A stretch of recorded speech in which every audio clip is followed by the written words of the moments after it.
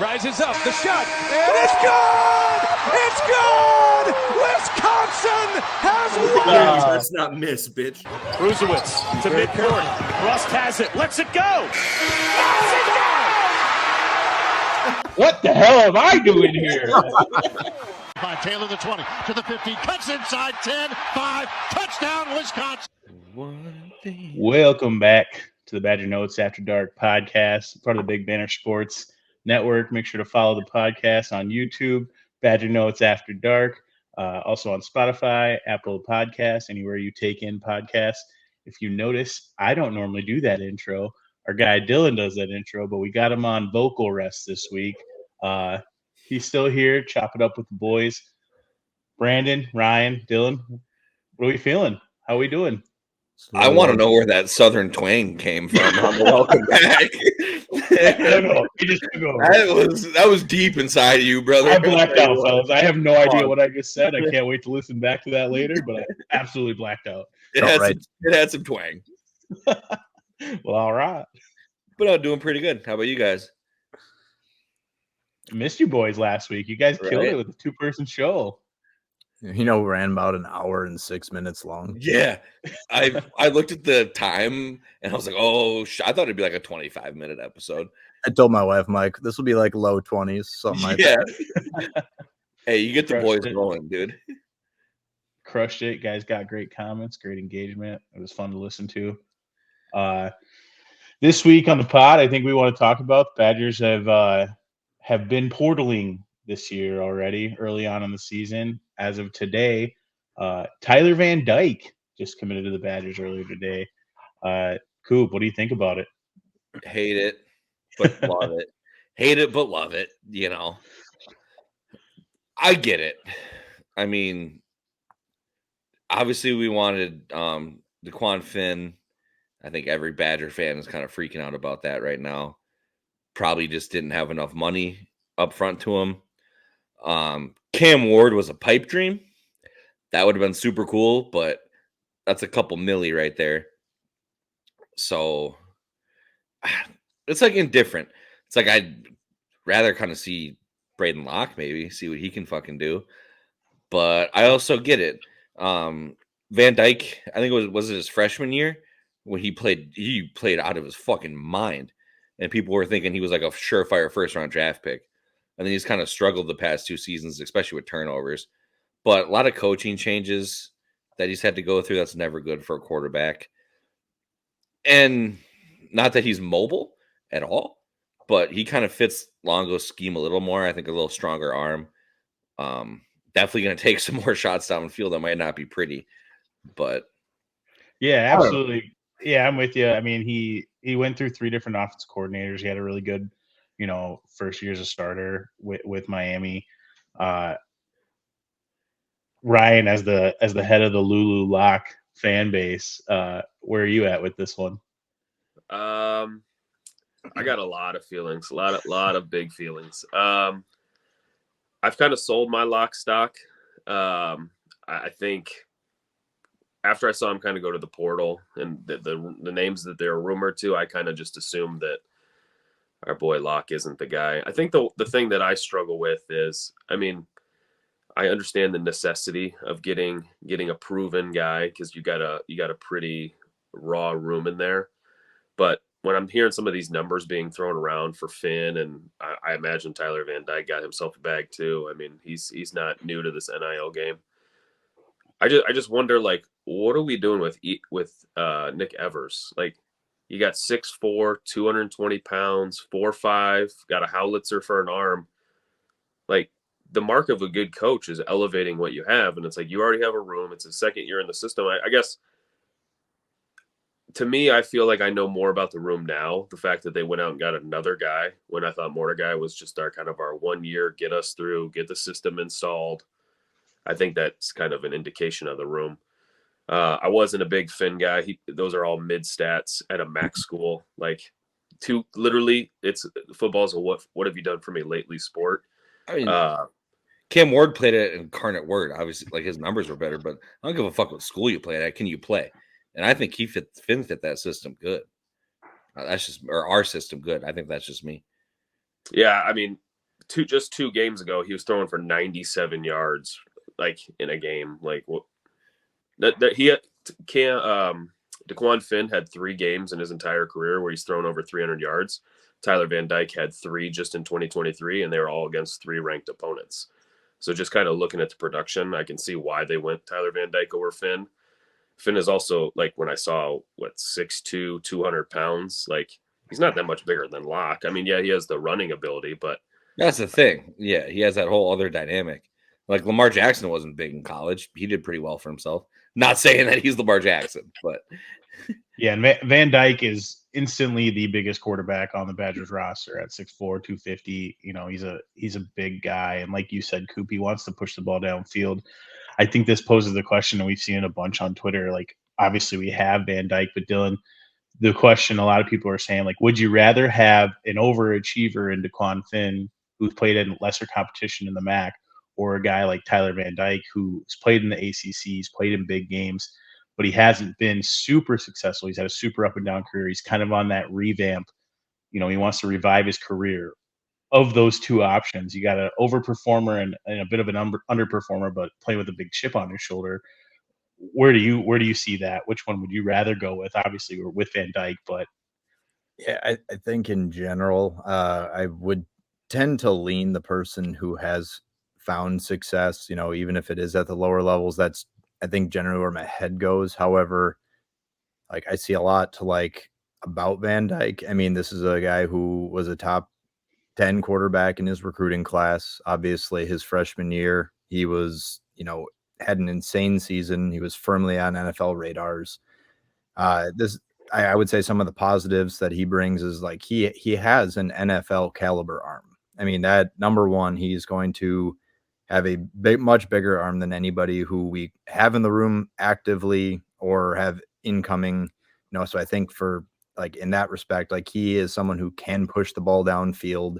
I think one of the other things that's really encouraging, especially in a system like this, knowing the direction that, you know, we at least now we know the direction that they want to go, and that is to firmly lean into the air raid. He gets the ball out considerably quicker than either Tanner Mordecai or Braden Locke. I mean, he's 2.6 seconds, balls out of his hand for his entire career. You know, Mordecai was over 3 seconds this year. Locke was 2.75. Like, that's it took a second and a half for the ball to get fucking snapped.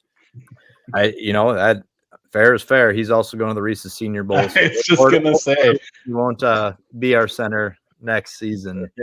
But I think there's also something to be said for Van Dyke and in the struggles that he has had. One of the things that he has improved in each season is his pressure to sack percentage. You know, his first season under center, he was getting sacked on 28% of the times that he had pressure applied on him. Like, that's concerning. Like, that's not having terrific ability to just read the pocket and what's happening there.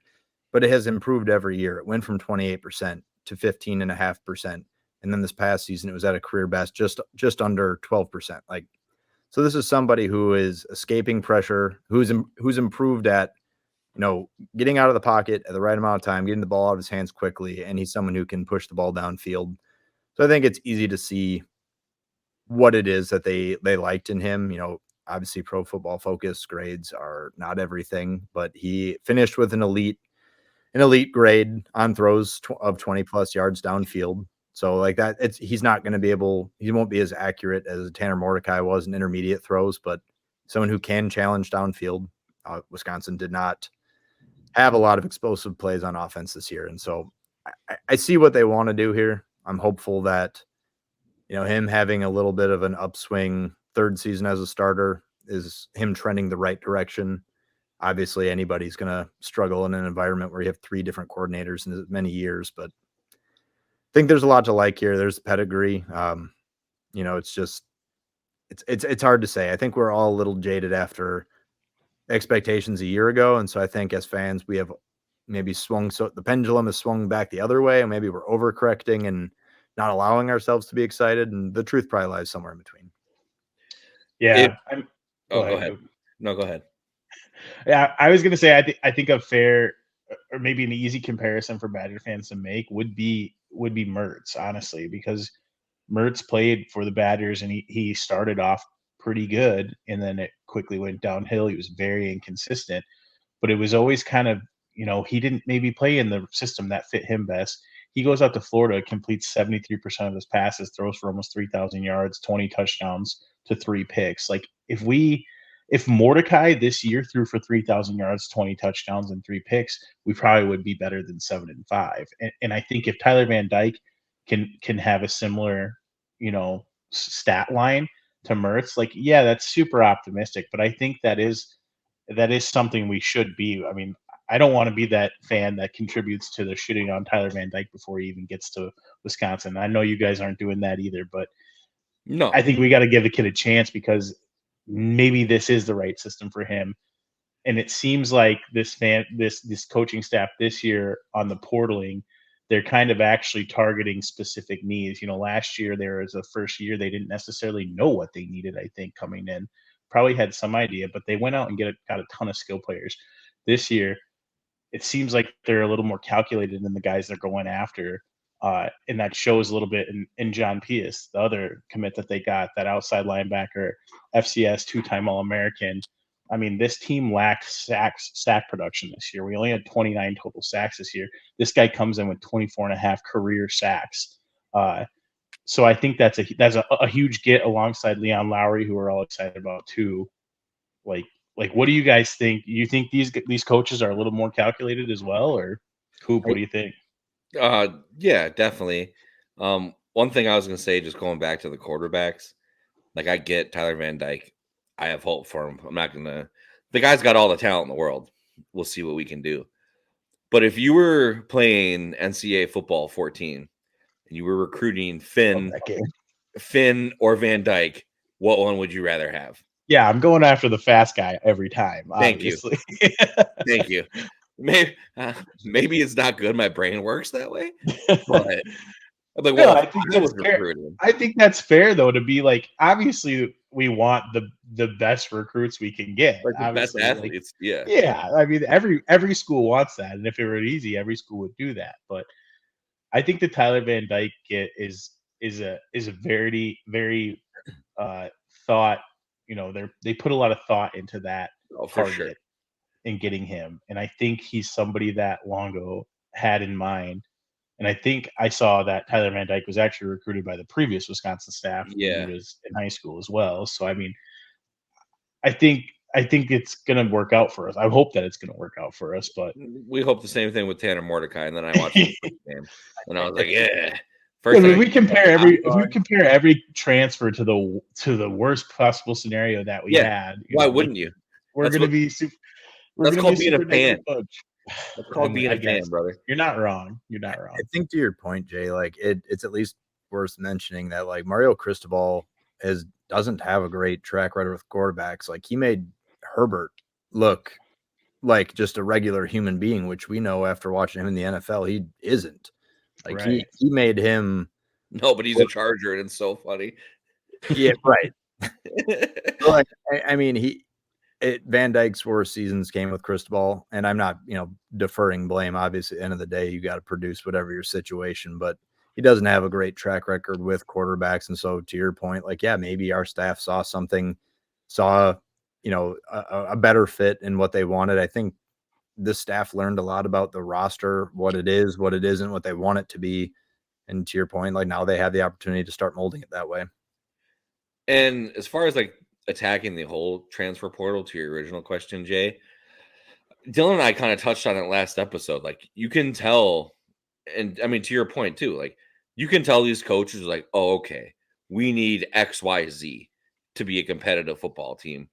And we're attacking that no matter what level they're playing at, D1, D2, it don't matter. We're trying to find the best guys at the positions we need. And it kind of like reminds me of Gus Brandt. I think he passed away. I don't want to kill someone unofficially on the podcast, but he was a scout for the Dallas Cowboys for longer than I've been alive, probably. But he like not invented, but was kind of at the forefront of like scouting and like grading players. And with the Cowboys, what they would do, and it's not always right, but like you have to be a certain height and certain size to play this position we want you to play.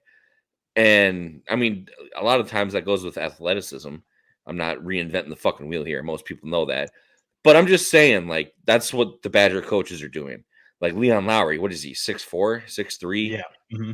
Coming off the edge at like 245, 250 probably when he's in peak condition. Like, that's the kind of guy you need in this defense. Speed off the edge, big enough to hold his own in the run, but like bigger body, kind of longer arms. And so that's what I think the coaches are really doing well, is going after just guys with the skill set and the build to be prototypes for the positions they need. And hopefully they can develop them, which if you look at Cincinnati, Luke Fickell's and his staff have been very good at that in the past. Yeah, I absolutely agree. And so we brought in now 2 outside linebackers, a quarterback.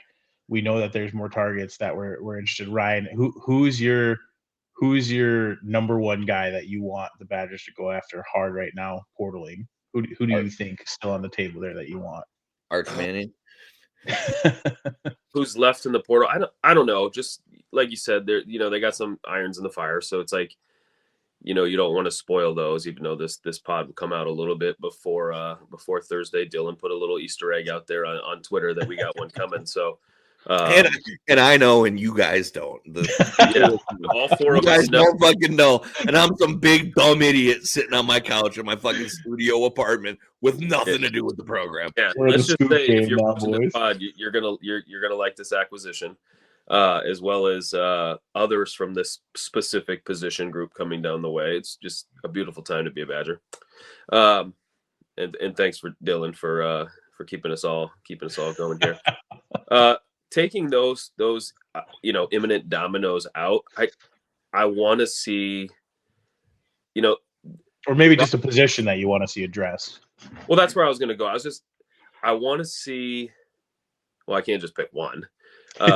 All of them. I'll give you 4, and we don't have to go into depth on each one. I want to see at least 1 guard. I want to see a center, another inside linebacker, and for the love of goodness, can we get some interior defensive linemen? Just one. I don't care if it's Willer in the 24 class. Can you get a big hoss up there to go with Jamel Howard? Because that dude is just going to be just eating wind if he's the only guy you got on the depth chart. Like, could we get some dogs? Yeah, I totally agree. I think defensive line is like a huge target that I think needs to be addressed. Just that box right there. Give me some guards, some Yeah. D tackles, and some inside linebackers. Like, just give me 4 or 5 right in this box so I know I got some studs. And we know we're not there yet with the Michigans and the Ohio States and even the Penn States. But if we want to get there, that's where we need to. Right. We need to be able to address that.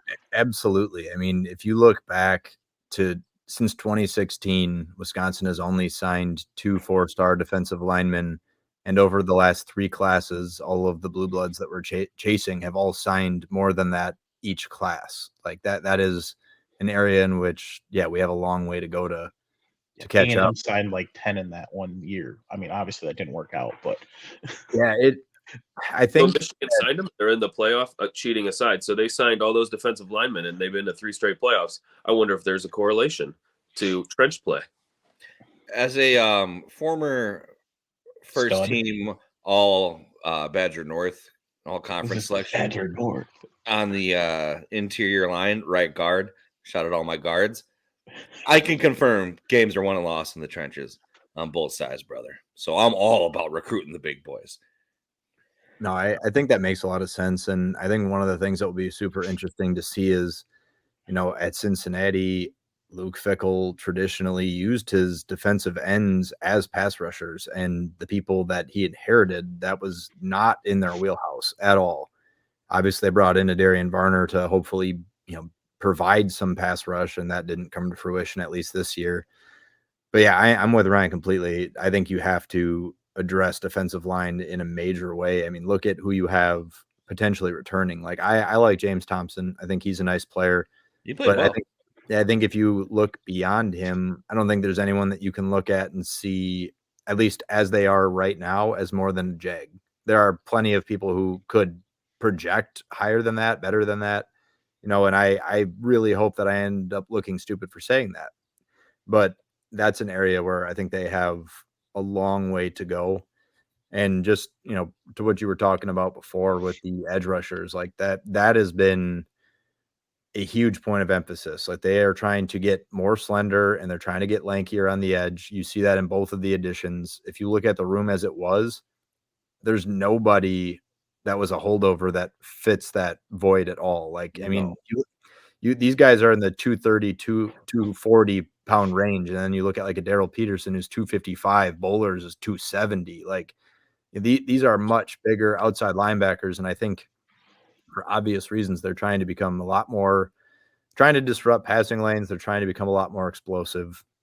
I think that part of the overhaul was super necessary. And they're obviously bringing in some really intriguing edge rushers that are going to need some time, but to plug these gaps, improve the two deep off the edge, I think was huge. I would love to see a defensive lineman, maybe a tight end. Okay. Or a couple defensive linemen, or maybe even 3 or 4 or 6. Yeah. And I mean, to kind of tie a bow on like the defensive line, obviously not all sacks come from that front four of the defensive line, but like I said, we had 29 sacks as a team this year. We graduate 8.5 of those sacks already, so the production is going to need to come from somebody else, and hopefully it's going to come quick. And absolutely team speed matters. So like getting more slender, like you said, Dillon, that's important because it's not as much as it's in the trenches. You got to be able to play sideline to sideline as well. So I'm excited. I love and hate the portal. It sucks that there's 3,000 kids in the portal and half of them might not have a spot to play next year. But when your team gets a guy, when your team that you're a fan of goes and gets a guy that you maybe liked, maybe you've never heard of, but they're a stud, like it's super exciting. I think I love it. Anybody else got anything on Badger football before we move on to bowl season? No, but just to I love the portal. It's recruiting on cocaine. It's awesome. It's so cool. Yeah, it's literally like it brings you so much joy. Like kind of like Jay just said, like whether you even heard of the guy. So it's like even like Leon Lowry, just his whole saga was like awesome. That was content for a week, and now it's like you got that, what is it, John Pius for the D2 All American. Yeah. Like, all right, I'm gonna be watching this dude and getting excited for this dude. And it's like these guys may not even make it out of spring ball. I'm not pushing them out the door, but it's like sometimes it's like statistically speaking, not all of these guys work out. But right now, who cares? It's like Christmas every day. And we got to give, I know you guys gave a shout out last week on the 2-man pod, but we got to give a shout out to the Badger fan base for absolutely debunking a fraud just in less than 24 hours. Bro, we hats need off to you. Hat tip, give you your flowers. Yeah. We love to see it.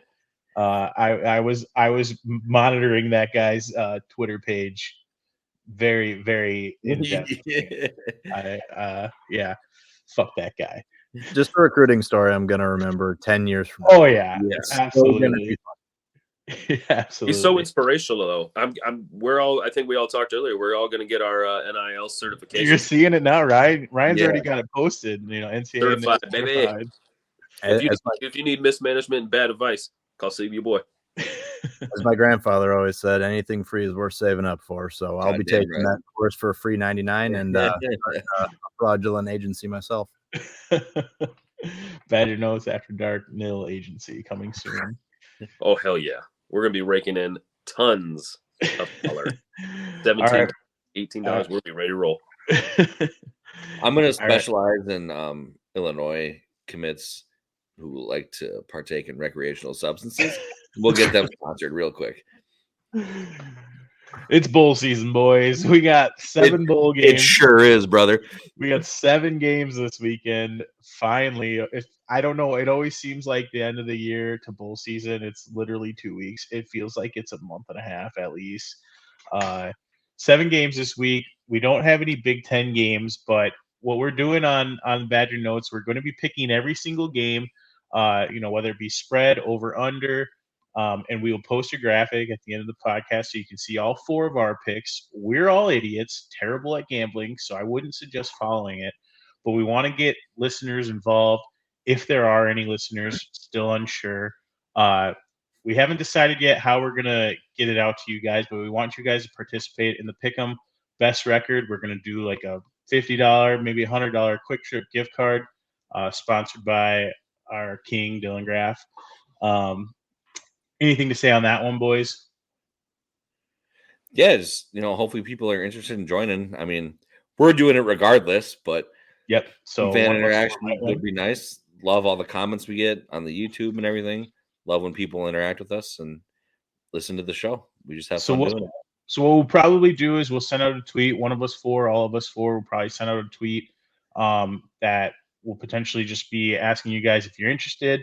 And if you are, we'll maybe have you email us at our Badger Notes email that we'll share, and then we'll send you a link of all the games. It's just going to be a Google Doc with the picks, and that's how we'll take it in. I'll be watching it like a hawk. I'll make sure nobody's cheating. I will be cheating probably. And like I said, yeah, at the end of the bowl season, we'll be updating our picks throughout the week because we'll only do probably like 7 at a time or whatever the week is of bowl games. So we don't want to put out every single bowl game. That's just a little too much. But we're excited for it. Like I said, we want to get you guys involved. We're really appreciative of anybody who watches, comments, likes. It's super fun for us. We're always sharing your comments in our group chat because they make us laugh and they make us. Sure do. We all know Coop's a real one, so the comment this week about Coop looking like a dude you'd meet in jail but staying friends with afterwards because he's loyal. That one, absolutely. I died.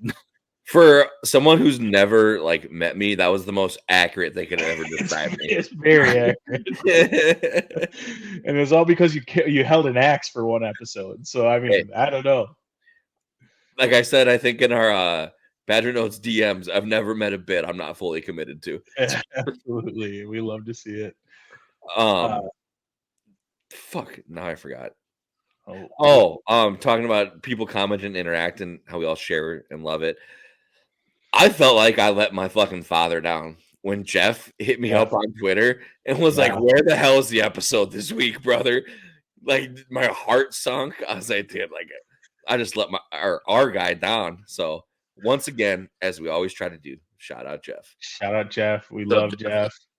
So we apologized last week. We had some under the weather.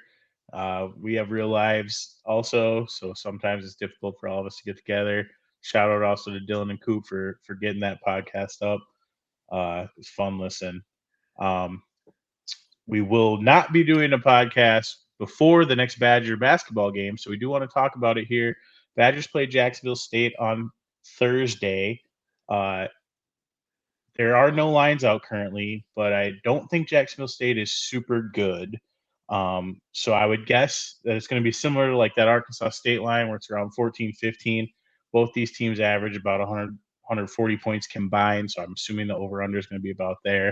A little fun stat for you guys that I got.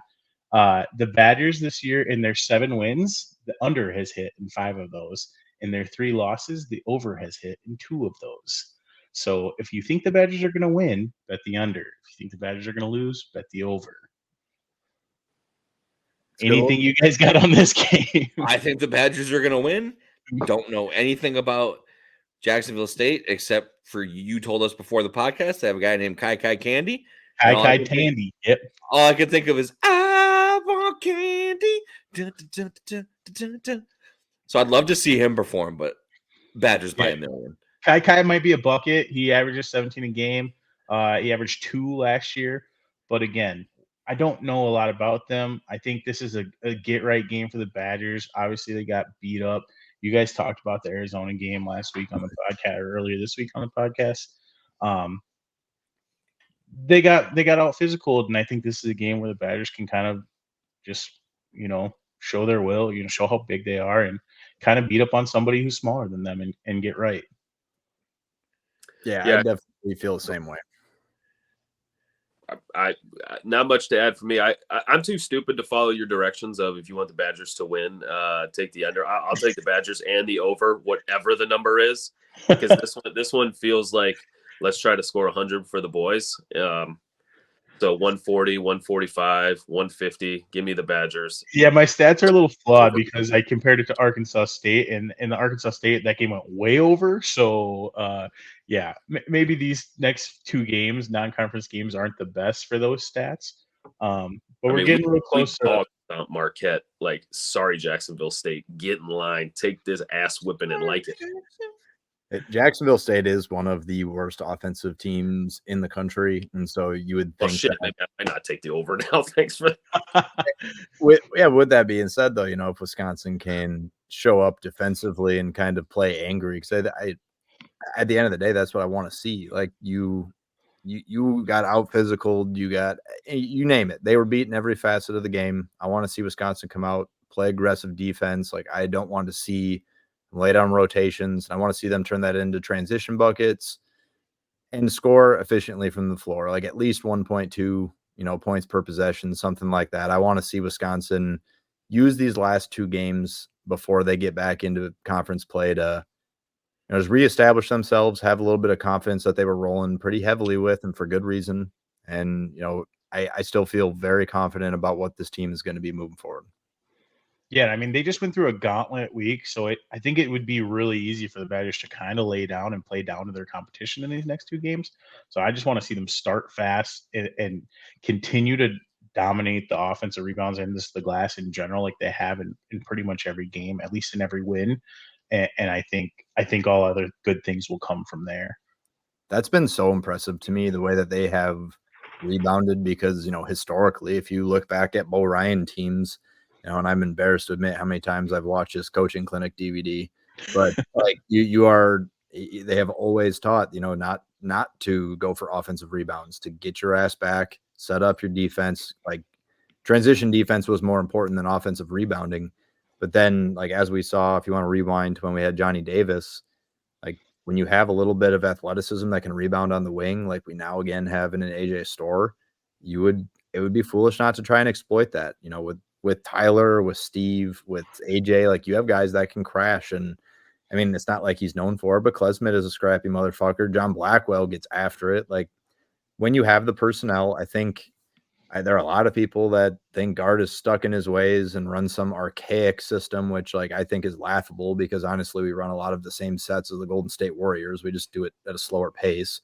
Like he is adapted to his personnel, I guess, is my overarching point. And I think he knows what he's got right now, and he can use these last 2 games to kind of solidify his rotation, because I think it's gonna shorten up a little bit here pretty soon.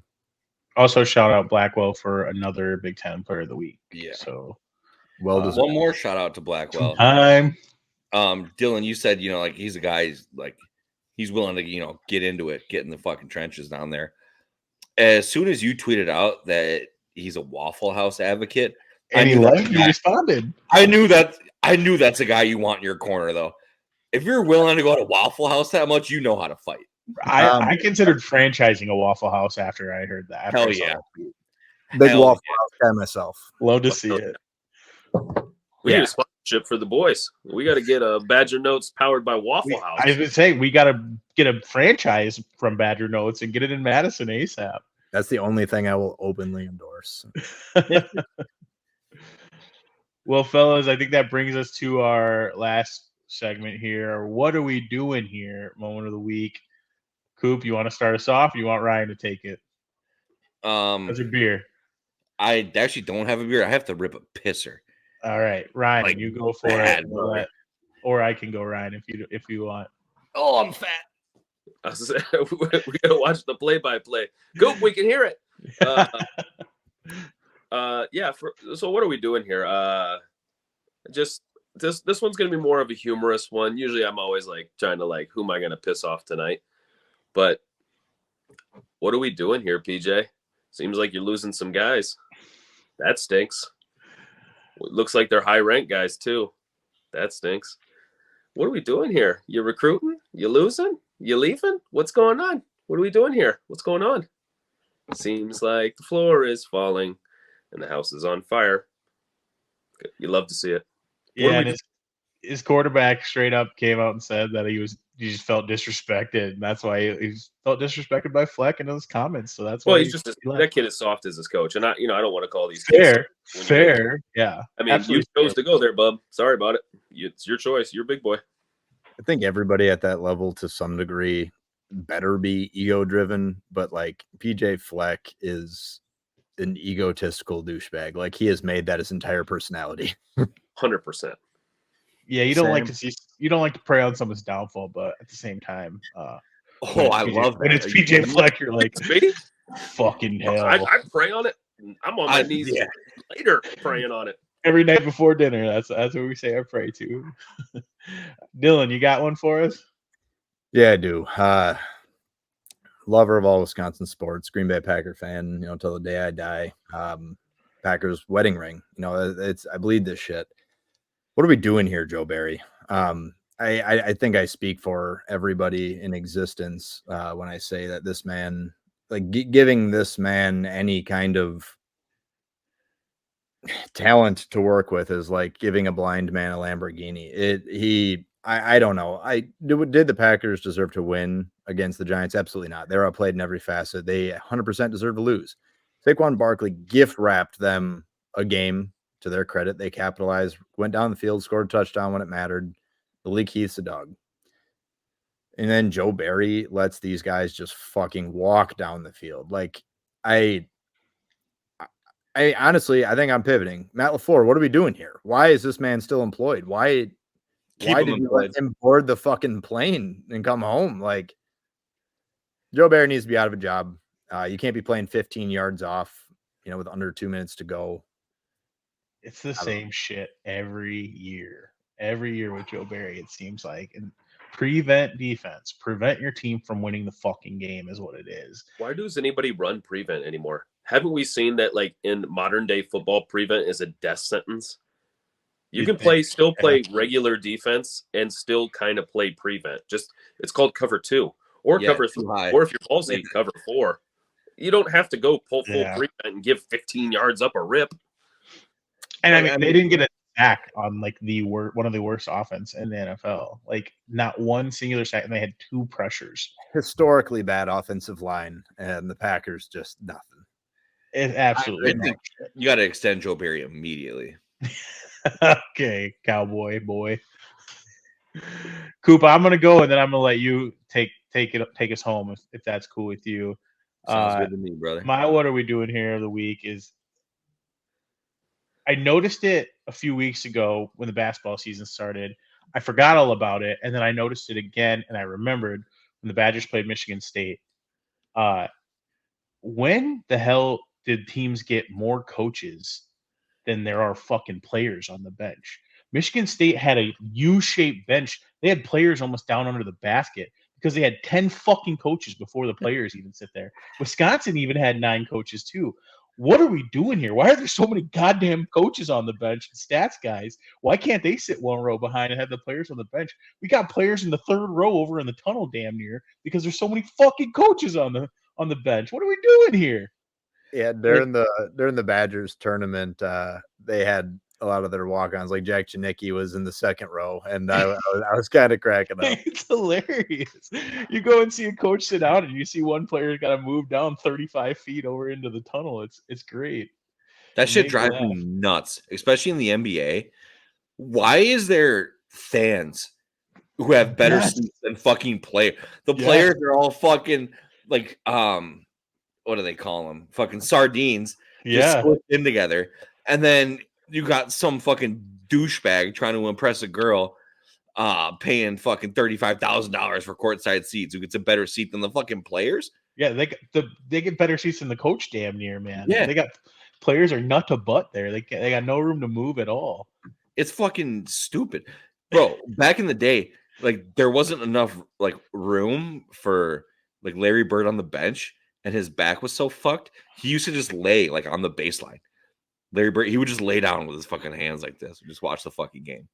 It's crazy. I think they're getting a little out of hand with all the coaches, and every position's got at least one coach these days in basketball. There's only 5 positions on the court. It's like 10 coaches on the bench.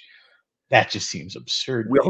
We almost need skyboxes like football. Like, yeah, get them up. Guys are up in the box, dude. Get a headset on every coach. Guard, brother. I love that idea. You got your point guard wearing a hearing aid during the right? Like the pitch comm. We got the pitch comm, yeah. Too loud, he can't hear it. He's holding his ears. Coop, take us home, man. Okay, I got 2 kind of mini ones. One is this guy. I'm about to put this guy on blast right now. He doesn't know how to use the internet, so I don't think he'll watch this. But awesome guy. Great worker, one of our best. But we have this new like awards program at work. It's through this website. So you have to go sign up, and all the like hourly employees have to enter in a backup email just in case the shit goes down. Like they can email them because you earn like points, and 1 point's equivalent to $1, a bunch of corporate shit. But so if the website fucking goes down, they'll email you like your dollar value worth of points on the backup email you have. This man's email, his name is Sloan. His email is sloanhub at blank at somewebsite.com. I won't do that. And I was like, bro, I saw him type the B, and then I saw, and he's like, where's the at symbol? I was like, what do you mean the at symbol? You don't have more to add to this? The guy sitting next to me, one of the other managers, he's like, dude, do you have like an OnlyFans we don't know about or something like that? He's like, what are you guys talking about? We're like, dude, your email is Sloan Hub. Like, are you fucking kidding me right now? He's like, what? I don't get it. And like 20 seconds go by. Oh, you mean like the porn website? Pornhub? I was like, bro, why would you ever make that your email? He's like, it's been my email for like 15, 16 years. I was like, no one's ever told you this? I was like, I figured it out in 13 fucking seconds, brother. What are you doing here? Like, come on. Bro, he's like 50 years old, too. Jeez. He's a real one. I was like, man, either you're into some wild shit or you really just don't know. The OG hub, man. Fuck, dude. Whole fucking Sloan Hub. That's my guy, though. And then another one, we're kind of running it back to you guys remember the Young Thug RICO Act case going on in Atlanta? You guys pushing positivity. You're pushing that P. Me and Jay been pushing P for a minute, brother. They hit us with more, guys. No. I think he put this out. I don't know if it was on Instagram or Twitter. Free my boy. But you know his lawyer had a hand in this. I didn't think it could get better than it was. The Thug, truly humbled under God. It got better, fellas. So here we go. Swag. Someone who admires God. YSL, the name of like their gang. Young Soldiers of the Lord. Hell yeah. Slat, which is like it's a slang term. Show love all the time. Hell yeah. Op. Your op. That's your enemy. Ops are your enemy. Positive pal. This is what op. Coop, you're my number one op, man. You're my number one op. You my op, dog. We've been ops for a hot minute. I tell you what. Slime. Seeing Lord in me every day. Hold on. I saved the best two for last. Besides op, maybe. Gang. Going above normal guys. My teachers always told me I was gang. How fucking lazy were you on that one? Where it's just going above normal guys. Just mailed it in. What are we fucking They gave up on here? that one. And then the last one is Glock.